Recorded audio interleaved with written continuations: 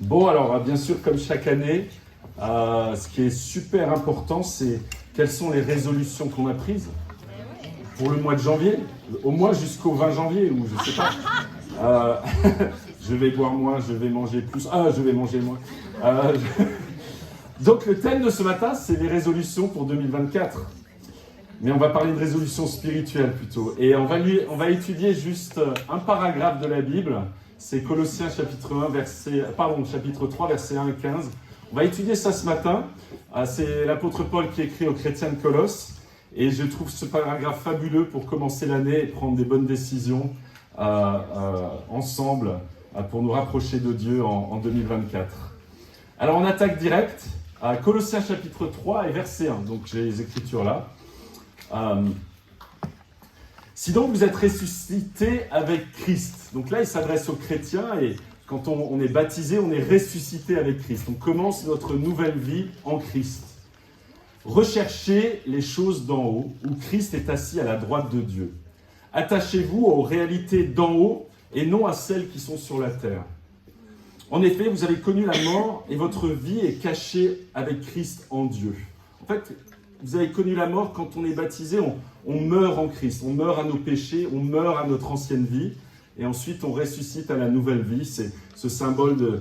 on est immergé sous l'eau, c'est un peu comme on est enterré et ensuite on ressuscite. Donc, vous avez connu la mort et votre vie est cachée avec Christ en Dieu. Quand Christ, notre vie, apparaîtra, alors vous apparaîtrez aussi avec lui dans la gloire. C'est pas fabuleux ce passage? Apparaître avec Christ dans la gloire, et ça c'est la destinée finale. Comme vous le savez, on a passé 2 mois, Isabelle et moi, on a pris un petit temps sabbatique. Ça nous a fait énormément de bien. Et en fait, on a décidé de partir un mois en Indonésie. On était parti au mois de novembre, mi-novembre à mi-décembre. Et le but, pour moi en tout cas, c'était vraiment de me couper du monde. De me couper des réalités terrestres, comme dit ce passage, et de regarder à ce qui est en haut. Donc, plus de WhatsApp, en tout cas le minimum possible, plus de responsabilités. Je me suis coupé de Netflix, les informations, les news, etc. Et on avait envie de juste regarder Dieu, la nature, d'être, en tout cas pour moi, d'être avec Dieu et avec ma femme dans une belle nature. Et Dieu nous a bénis au-delà de nos espérances.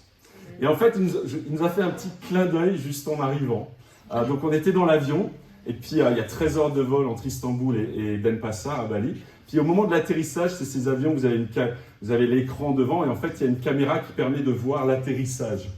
Et on arrive, et ça me donne encore des frissons et des émotions, et on voit ça.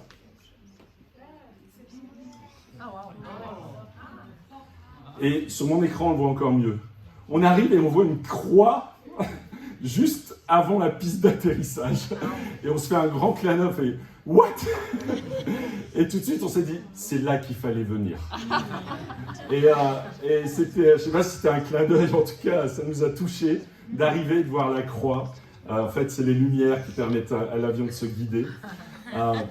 Mais ensuite, on a pu voir l'église là-bas, je vous raconterai un petit peu. Mais ce qui moi, m'a frappé le plus, c'est un peu ce passage qu'on a vu juste avant, de regarder les choses, de regarder les choses d'en haut et de regarder le ciel.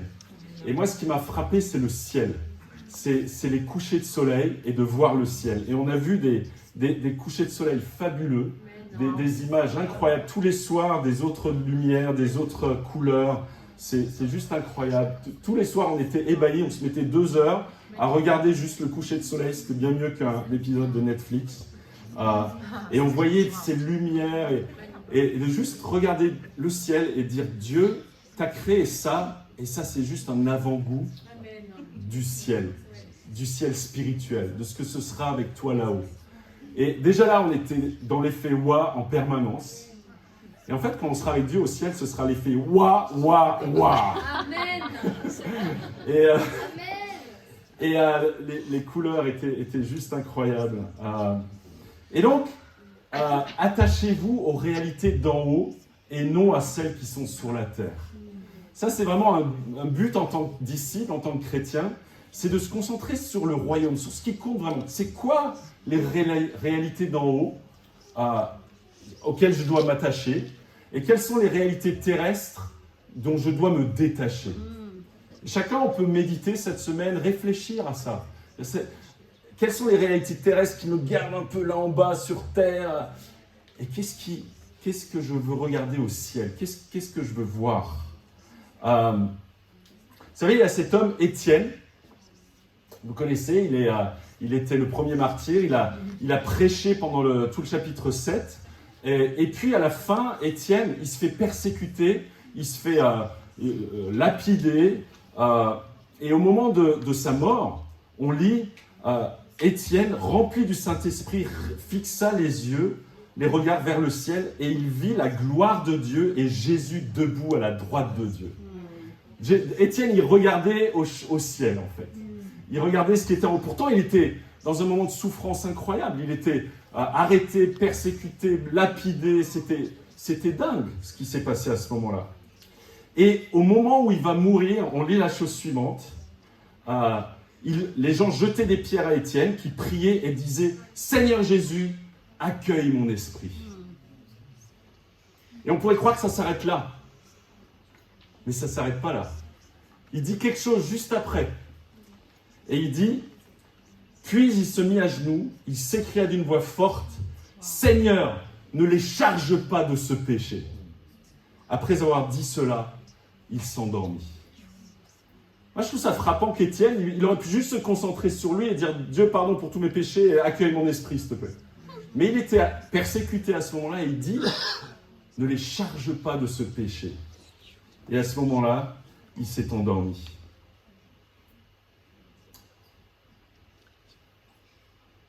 Méditez ce que ça veut dire pour lui. Et on en reparlera.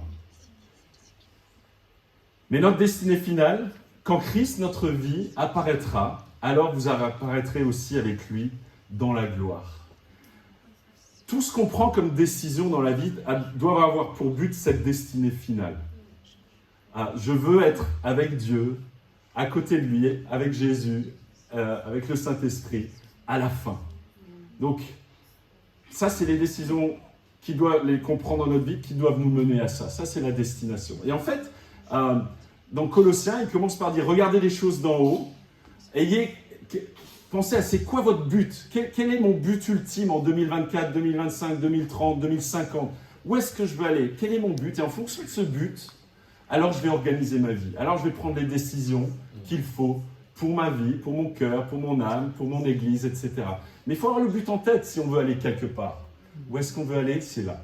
C'est être avec Dieu, tous ensemble, à la fin. Et donc, après, Paul, il va continuer et il va dire, puisque vous avez votre but en tête, voilà maintenant ce qu'il faut faire. Et donc, on va continuer à partir du verset 5, à avoir la perspective, être avec Dieu, être avec Jésus au ciel. Et je crois que si vous venez ici ce matin, c'est parce que vous avez ce but en tête. C'est qu'on souhaite cela. Donc, Paul continue. Et il dit, puisque c'est votre but, alors, faites donc mourir en vous ce qui est terrestre, puisque vous voulez vous détacher de ce qui est terrestre. Faites donc mourir en vous ce qui est terrestre. L'immoralité sexuelle, l'impureté, les passions, les mauvais désirs et la soif de posséder, qui est une idolâtrie. C'est à cause de cela que la colère de Dieu vient sur les hommes rebelles. Et puisque votre but, il est clair, alors débarrassez-vous de ces choses-là. Et il va d'abord commencer par une liste de choses dont on doit se débarrasser, et une liste de choses qu'on doit, une fois qu'on s'est débarrassé d'un truc, il faut remplacer par autre chose. Et il dit donc, faites mourir, débarrassez-vous de ça, faites mourir. Et il commence par des choses assez surprenantes. L'immoralité sexuelle, l'impureté, les passions, les mauvais désirs et la soif de posséder. C'est assez frappant quand on lit les évangiles. Très souvent, ce genre de liste, ça commence par ce qu'on appelle les péchés sexuels. Les péchés sexuels. En fait, on n'en parle pas souvent, on n'en parle pas forcément beaucoup parce que c'est un peu tabou. Mais c'est un fléau monstrueux qui sévit plus que jamais. La pornographie, ces choses-là, c'est un fléau qui sévit, mais vraiment dingue. Je suis tombé par hasard sur une interview d'une sexologue, et je vais en parler un petit peu. Et elle était remontée contre la pornographie, mais comme je n'avais jamais vu. Elle a écrit un livre, et, tiens Isabelle, il est dans mon sac si tu veux le passer. Elle a écrit un livre, mais ça commence par... J'avais l'impression qu'elle prêchait, mais waouh, vas-y quoi. Donc je l'ai acheté du coup tout de suite. C'est Thérèse Argot, elle s'appelle, elle est sexologue, et le titre c'est « Tout le monde en regarde, ou presque, comment le porno détruit l'amour ». Donc je l'ai acheté, je l'ai eu vendredi, j'ai commencé à lire, c'est fabuleux. Jusqu'à le début, c'est fabuleux. En fait, juste quelques chiffres. Un enfant sur 3 a vu des images pornographiques, un enfant sur 3 avant l'âge de 12 ans. 2 sur 3 avant 15 ans.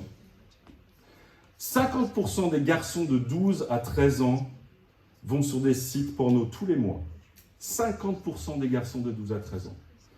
44% des jeunes déclarent reproduire ce qu'ils voient dans les vidéos. Mais il n'y a pas que les enfants, il y a les adultes. 70% des adultes en consomment. C'est juste monstrueux, ces chiffres.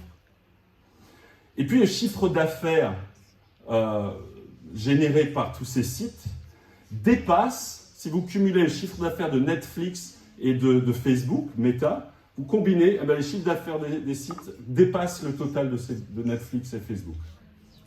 C'est juste des chiffres dingues. Et j'avais envie de vous montrer un petit clip de 3 minutes où elle parle de ça. Et parfois, on sait que Jésus, il dit, celui qui avait regardé une femme pour la convoiter a déjà commis l'adultère dans son cœur. Mais parfois, on a besoin de l'entendre d'autres personnes pour être encore plus convaincus. J'aimerais juste qu'on l'écoute. Elle est interviewée et puis voilà, on va l'écouter. Alors, je suis d'accord. Maintenant, les conséquences.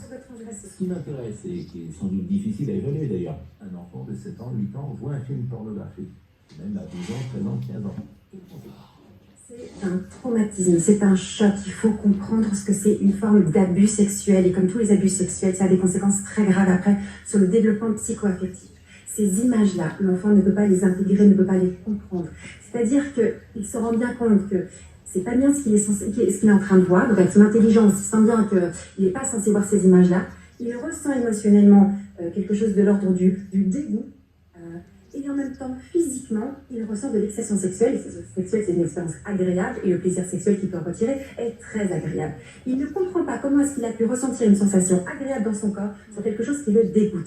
Et il est isolé avec ça. Il est dans l'incompréhension et dans l'isolement. La honte et la culpabilité font qu'on n'en parle pas. En général, nos enfants ne vont pas venir nous voir en disant « Papa, maman, j'ai vu des images bizarres sur mon téléphone ». Mais moi, qui suis sexologue, qui parle de sexualité partout, mes enfants ne vont pas venir me le dire comme ça. Parce qu'on a de la honte et de la culpabilité, et quand on a ces émotions-là, on s'enferme dans le silence. Mais enfermé dans le silence, il ne sait pas comment faire pour gérer ça. Alors, comme il n'a pas compris pourquoi il a ressenti une sensation agréable, il va retourner une deuxième fois pour voir si ça lui fait la même chose. Il va voir que ça lui fait la même chose, puisque ces images sont produites pour faire en sorte qu'on ressente cette excitation sexuelle. Et c'est à ce moment-là que va s'installer quelque chose qui, à mon sens, est très grave, c'est que pour s'autoriser à regarder ces images, il va se raconter un tas d'histoires, ça veut dire qu'il va bien plus simplement pervertir sa conscience, c'est-à-dire se mentir à lui-même, se dire que finalement il n'y a pas de problème à regarder, tout le monde en regarde, c'est pas si grave, si personne ne le sait, il n'y aura pas de conséquences, etc. etc. Il va s'inventer des histoires pour s'autoriser à en regarder là où il sent bien au fond de son cœur que c'est pas bon pour lui. Il sera plus tard. Mais dans l'amour, d'abord ça commence par l'amour de soi, c'est-à-dire que de regarder ces images-là peut abîmer l'amour qu'on peut avoir pour soi-même, ça va engendre un manque de confiance en soi, ça peut engendrer des complexes, donc un regard très négatif sur sa personne, un malaise vis-à-vis qui va rejaillir sur les autres et sur leur rapport aux autres. Quand je dis détruire l'amour, ça détruit aussi le regard qu'on porte sur les autres. Ouais, dès qu'on est biberonné à des images où les hommes et les femmes ne sont plus qu'un objet, qu'un jouet, qu'une chose, qu'un morceau de viande avec lequel on pourrait faire ce qu'on veut, eh bien notre regard va être altéré sur l'autre. C'est-à-dire que je ne vois plus dans toutes ces dimensions, à la voir avec un corps certes, mais aussi avec un monde émotionnel, avec aussi une pensée, une intelligence. Les conséquences, elles sont très visibles. Tu passes dans des lycées, comme je fais chaque semaine, et puis tu interroges sur la question du consentement, et les gens disent « Oui, madame ». Parfois la fille, elle dit non, mais en réalité, elle dit oui. C'est juste qu'elle n'assume pas ce qu'elle veut vivre. Voilà, donc la problématique du consentement qui est quand même essentielle dans les rapports humains, de respecter la liberté de l'autre, et on voit qu'elle est compliquée aujourd'hui chez les adolescents, mais aussi chez les adultes. On a assez d'affaires pour montrer que c'est compliqué aussi chez les adultes. Donc, voir la personne humaine dans toutes ses dimensions, dans toute sa intégrité, eh bien, ça devient de plus en plus complexe quand on est vraiment pris par toutes ces images Est-ce que vous diriez quand même que le porno peut avoir quelques vertus thérapeutiques? Est-ce que quand même il y a quelque chose... Alors, vous le verrez dans ce livre, alors je n'ai vraiment aucune nuance par rapport à la pornographie. Pour moi, en tant que sexologue, la pornographie, il n'y a rien de bon dans le porno, rien de bon. Ça c'est dit. J'ai commencé à lire, j'ai fait waouh, elle augmente mes convictions. Pourtant j'en avais déjà. Je vais lire juste un paragraphe où le titre de ce chapitre c'est est-ce que regarder du porno c'est tromper ou pas? Donc, ce n'est pas du tout de l'infidélité, je ne connais pas ces gens, je les ai jamais rencontrés, je n'ai eu aucun lien amoureux avec eux, je ne les touche pas, et ça n'a rien à voir avec le fait de tromper l'autre, je suis quelqu'un de fidèle moi. C'est ce que vous vous racontez pour vous persuader qu'il n'y a pas de mal à regarder. Est-ce que votre épouse, votre fiancé ou votre copine pense la même chose que vous? Est-ce que votre mari, votre fiancé, votre copain est d'accord avec vous? Lui avez-vous seulement déjà posé la question? Avez-vous une discussion sur ce thème? Regardez la pornographie, est-ce que c'est de l'infidélité, oui ou non? Le sujet de la fidélité oblige à un dialogue. Pour moi, qu'est-ce que cela signifie être fidèle? Pourquoi vivre la fidélité? Quelles seraient les conséquences en cas de non-respect de cet engagement, etc. Wow. Elle est claire. C'est juste l'introduction, on lit l'introduction, on dit waouh.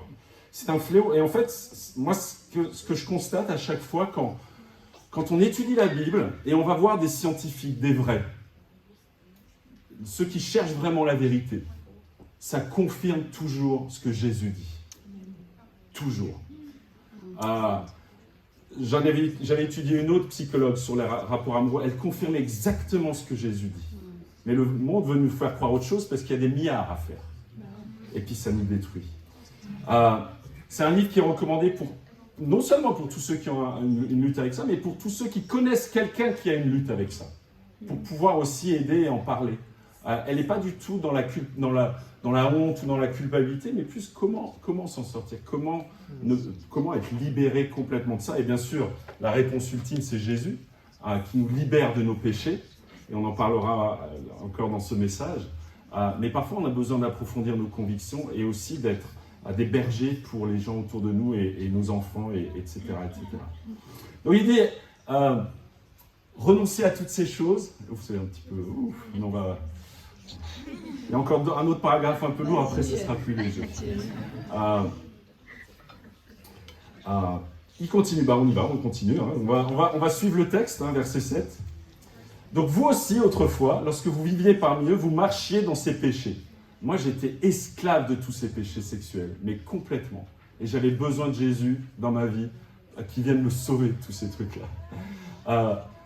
Et revenir à Jésus quand on lutte à nouveau avec ça. Mais maintenant, renoncez à tout cela. Et puis il dit à la colère, à la fureur, à la méchanceté, à la calomnie, aux grossièretés qui pouvaient sortir de votre bouche. Donc après, Paul, il continue. Ok, il y a la première liste, maintenant la deuxième. Renoncez à colère, fureur, calomnie, etc. On sait de quoi il parle ici. La calomnie, c'est quoi? C'est une accusation fausse, un mensonge qui attaque, une accusation mensongère qui attaque la réputation de l'autre. Donc il suffit de dire « Ah mais lui, c'est n'importe quoi ». Vous savez, vous parlez avec quelqu'un, il dit « Ah ouais, non mais lui, c'est n'importe quoi ». Déjà, on est dans la calomnie. Donc, Paul, il va travailler maintenant, il va dire un peu, il faut purifier le cœur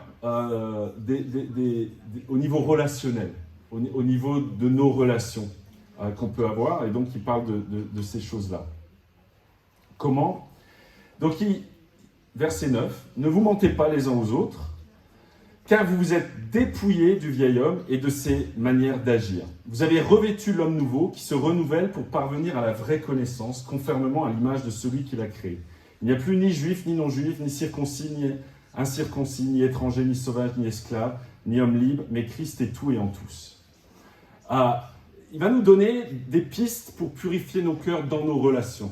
Et là, on voit que voilà, Christ est tout et en tous. Ça, c'est la fin de ce paragraphe. On dit, si je regarde Richard, je vois Christ. Si je regarde Isabelle, si je vois Paola, c'est Christ qui est en face de moi. Ok, je dois le traiter comme si c'était Christ. Waouh! Ça change déjà ma façon de voir les gens, là. regarde Jonathan, c'est Christ qui est en lui. Je vais lui parler comme si je parlais à Jésus. Ouh. Mais ce non-chrétien païen là qui pêche, hein, je dois lui parler comme si je parlais à Jésus. Waouh, ça change la façon de parler. Il commence par dire, ne vous mentez pas les uns aux autres. Le mensonge. Une petite question, est-ce que vous oseriez mentir à Jésus? Isabelle, tout de suite la réaction. Évidemment que non, parce qu'on sait qu'il va tout de suite le savoir. On ne peut pas lui mentir. Donc on ne va même pas essayer. Quand on ment à quelqu'un, c'est comme si on mentait à Jésus. C'est pareil. Qui que ce soit. Ah, ça change la façon dont on voit le mensonge.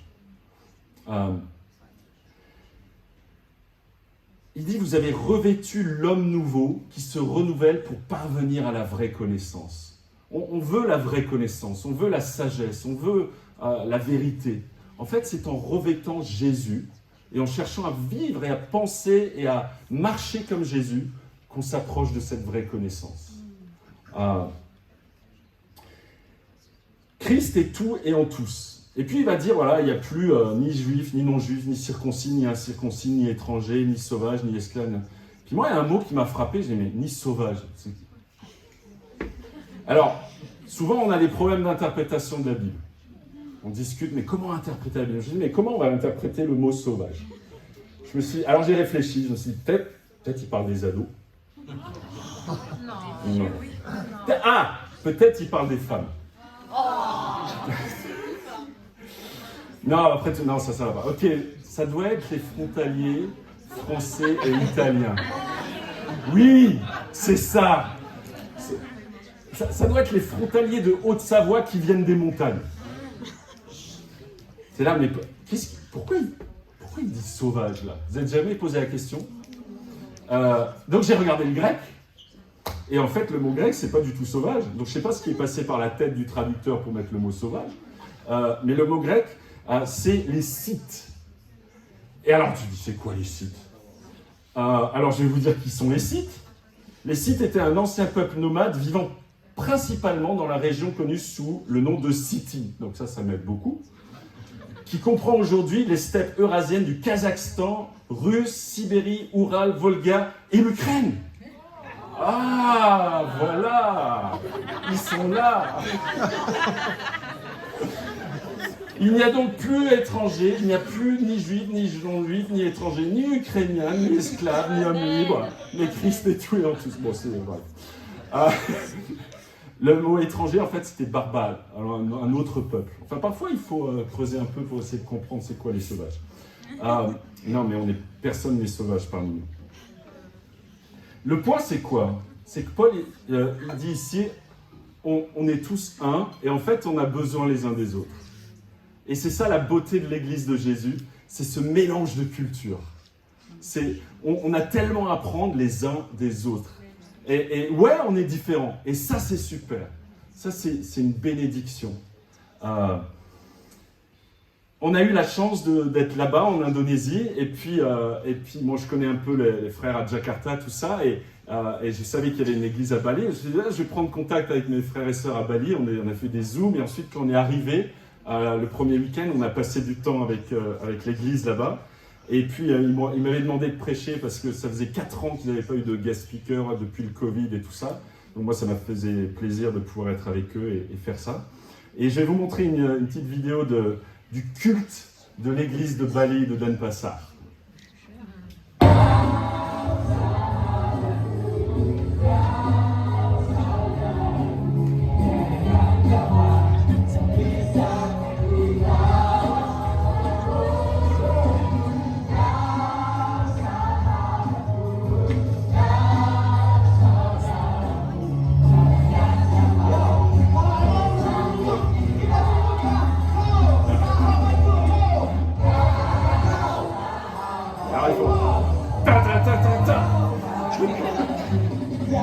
Jessica, tu viens de traduire.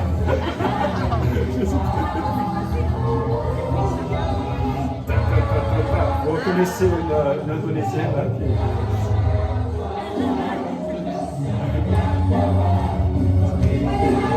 Ah, voilà, le dirigeant des champs est motivé.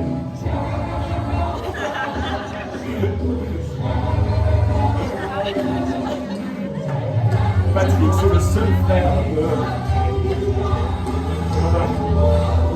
Oh, ça continue. Nous, on était sidérés par la joie de cette église, par l'ambiance, par le cœur.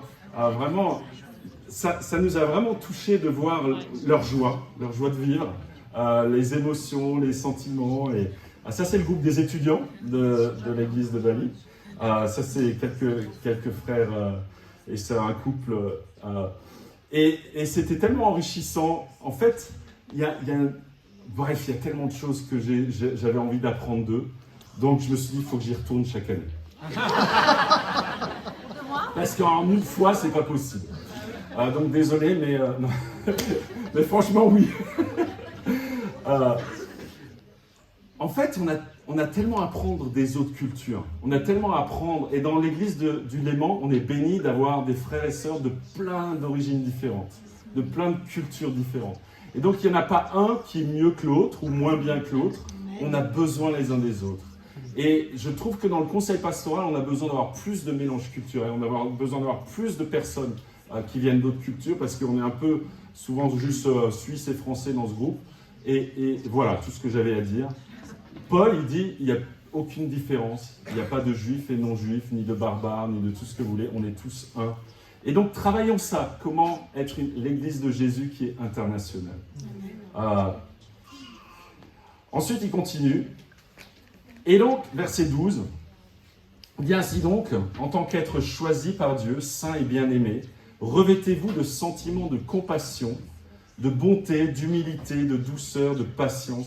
Supportez-vous les uns les autres, et si l'un de vous a une raison de se plaindre d'un autre, pardonnez-vous réciproquement, tout comme Christ vous a pardonné, pardonnez-vous aussi.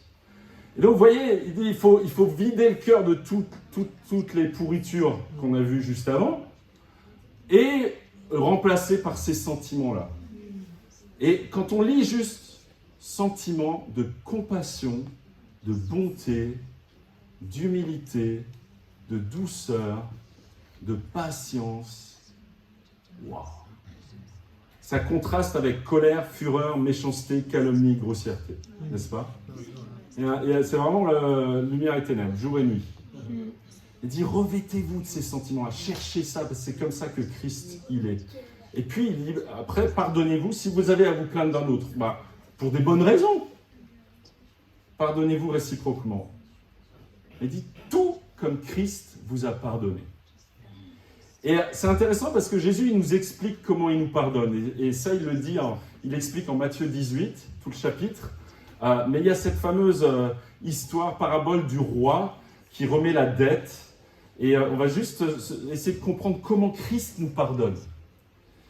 Et donc, on lit en Matthieu 10, 23, c'est pourquoi le royaume des cieux ressemble à un roi qui voulut régler ses comptes avec ses serviteurs. Quand il se mit à l'œuvre, on lui amenait un qui devait 10 000 sacs d'argent, 10 000 talents. Donc vous connaissez cette parabole. Et puis, le roi va pardonner à ce gars qui lui devait 10 000 talents. Et puis, une fois sorti, le serviteur rencontra un de ses compagnons qui lui devait 100 dinarii, 100 petites pièces d'argent. Il l'attrapa à la gorge et se mit à l'étrangler en disant « Paie ce que tu me dois !» Et Jésus, c'est marrant, il dit 10 000 talents et 100 dinarii. Alors, c'est quoi la différence? Et les historiens peuvent nous expliquer la différence. On va faire un peu de calcul. Okay. Un talent, c'est plus ou moins 6 000 dinarii. D'accord? Vous me suivez? C'est pas trop dur pour l'instant. Donc, 10 000 talents, si j'ai bien fait mes calculs, c'est 60, comment ça s'appelle ça? Millions de dinarii. Donc, Jésus, il dit, le gars, il devait 60 millions de dinarii au roi. Et le roi lui pardonne. Bien sûr, c'est Dieu qui nous pardonne nos péchés. Et puis, le serviteur, lui, l'autre lui devait 100 dinarii. Donc, voilà, Dieu efface notre dette de 60 millions de dinarii. Le serviteur, il n'arrive pas à effacer 100 dinarii. Paie ce que tu me dois. Donc c'est quoi la différence ? On a des grands mathématiciens dans la salle. Ça veut dire que Dieu nous demande de pardonner aux autres 0,0000167% de ce que lui nous pardonne. Vous voyez le contraste ? Alors Dieu nous a tellement pardonné, il nous dit, toi je te demande juste 0,00 de pardonner 0,00001%. Allez, on arrondit à 2. 0,00002% de ce que moi je te pardonne. Que tu pardonnes aux autres, ça. Et le gars, il n'y arrive pas. En fait, Jésus, il montre à quel point on a du mal à pardonner. À quel point c'est dur pour nous de pardonner. Lui, il nous pardonne 600 000 fois notre calcul, plus que nous pardonner aux autres. C'est fou quand même. Hein? C'est quoi pardonner ? Pardonner, c'est si on est juste, tu me dois quelque chose, mais je l'efface. Tu ne me dois plus rien. Ouais, si on est juste, tu me dois quelque chose. Mais je te l'efface. Tu ne me le dois plus. J'efface ta dette, j'efface ta faute, j'efface ton péché, et je ne te garde pas rancune. C'est quoi la rancune ? La rancune, c'est un souvenir tenace que l'on garde d'une offense, d'un préjudice, avec de l'hostilité. Amen. C'est un souvenir, on le garde. En fait, on n'a pas pardonné, on n'a pas effacé la dette. C'est toujours là. Et donc la question qu'on peut se poser, c'est est-ce que Jésus était rancunier ? Quelqu'un dit oui dans la salle ? Non, il n'était pas rancunier. L'amertume, la rancune, vient du fait qu'on n'a pas fait ce travail de pardon dans notre cœur. Autre question, est-ce que Étienne, qui est mort en train d'être lapidé par les pharisiens, est-ce que Étienne est mort avec un cœur rancunier ? Il dit, Père, ne leur attribue pas ce péché. Et les gars, ils étaient en train de lui balancer des pierres à la figure. Étienne, il n'est pas mort avec un cœur rancunier.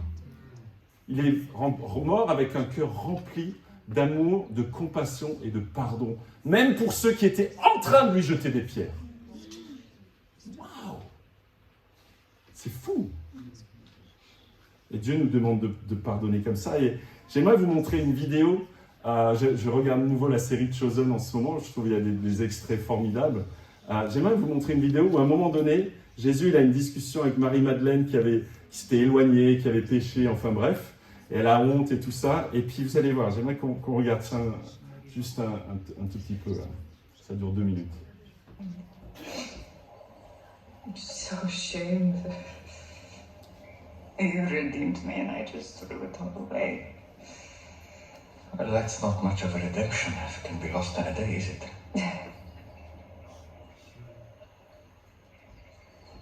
I owe you everything. But I just don't think I can do it. Do what? Live up to it. Repay you. How could I leave? How could I go back to the place I was? And I didn't even come back on my own. They had to come get me. I just can't live up to it. Well, that's true. But you don't have to. I just want your heart. The Father just wants your heart. Give us that, which you already have. And the rest will come in time. Did you really think that you'd never struggle or sin again? I know how painful that moment was for you. I shouldn't. Someday. But not here.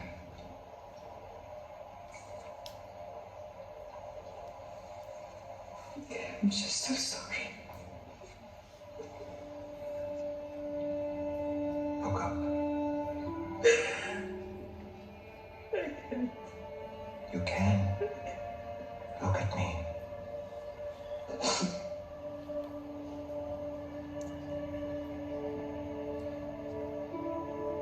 I forgive you.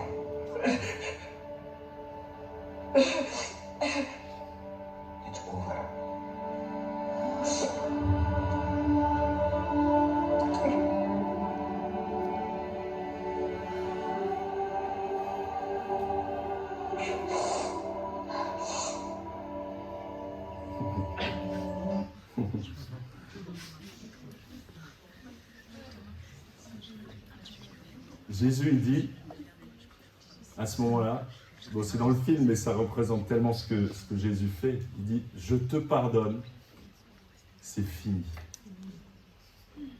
Et puis, on regarde les larmes. Est-ce que vous pouvez imaginer Jésus juste après dire, mais bon, maintenant on va quand même garder nos distances. Ok, parce que tu as péché. Donc, je te pardonne, mais...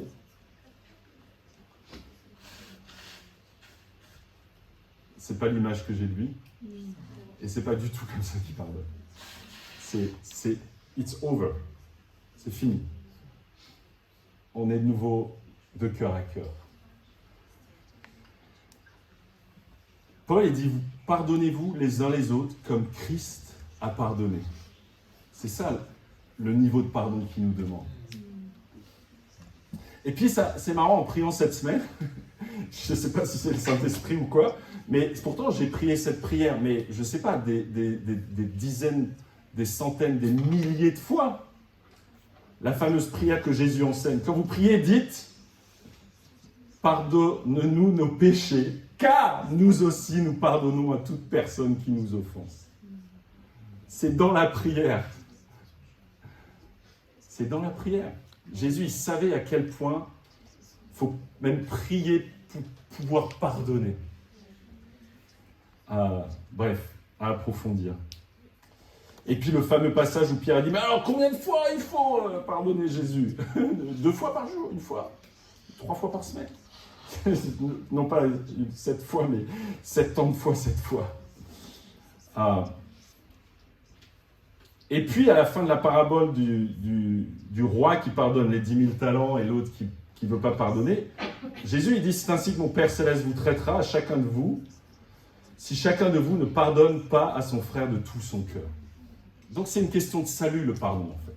C'est vraiment une question de salut. De pouvoir pardonner, demander pardon et se repentir. Et en fait, on va parler plus de la repentance dimanche prochain. Mais les conflits, que ce soit dans l'église, que ce soit en dehors, que ce soit dans le couple, que ce soit avec des amis, n'importe, c'est toujours un problème de 3 choses. Pardonner, demander pardon et se repentir. Ça revient toujours à ces 3 choses simples. Pardonner, demander pardon et se repentir. Et on parlera encore de ça. Mais donc quand on fait on arrive bientôt à la fin du message, quand on fait ce travail de purification, les péchés sexuels, la colère, l'animosité, tous ces trucs-là, et puis qu'on met les sentiments de compassion, de bonté, de douceur, il reste encore un dernier ingrédient à rajouter. Et ce dernier ingrédient, il le dit au verset 14, avant de conclure. Mais par-dessus tout cela, donc quand vous avez fait tout ce travail, revêtez-vous de l'amour qui est le lien de la perfection. Donc on a besoin de faire tout ce travail, de purifier nos cœurs, et à la fin on peut se revêtir de l'amour de Dieu, l'amour inconditionnel de Dieu, qui est le lien de la perfection. Pourquoi c'est le lien de la perfection ? Parce que l'amour couvre une multitude de péchés. Et donc on peut avoir une relation parfaite, parce que s'il y a des petits péchés, c'est pas grave, mon amour couvre ces petits problèmes, et donc on a une relation d'amour parfaite.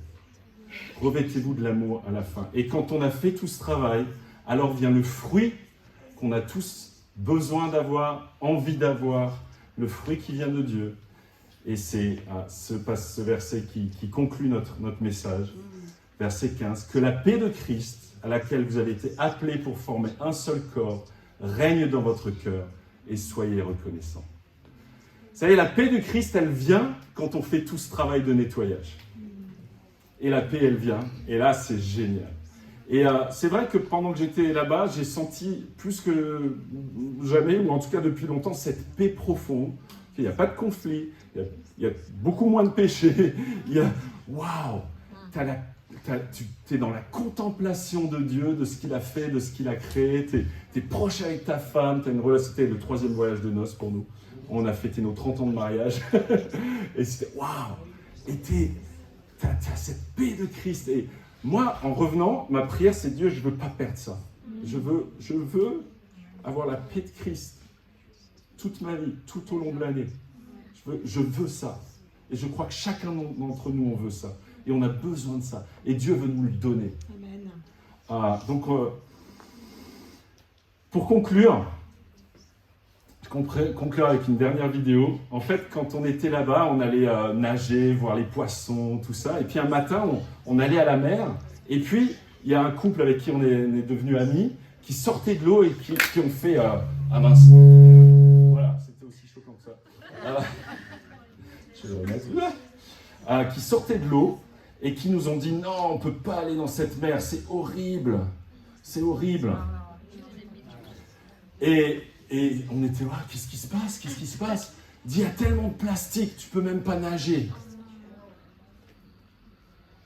Et nous, on est allés, et puis j'ai filmé, puis on voyait les plastiques partout. Mais plein de plastiques, les poissons qui bouffaient les plastiques. Mais vraiment, on était entourés de plastique. On s'est dit, qu'est-ce qui s'est passé? Et puis, tout d'un coup, ma femme s'est mise à ramasser tous les plastiques. Et elle les prenait les uns après les autres. Elle était en train de nettoyer la mer en Indonésie. Et elle était convaincue qu'elle allait y arriver. Et pendant 1 heure, elle a rempli son maillot de bain avec tous les plastiques. Et je ne vous montre pas la photo quand elle est sortie de l'eau. Et moi, je me disais, mais...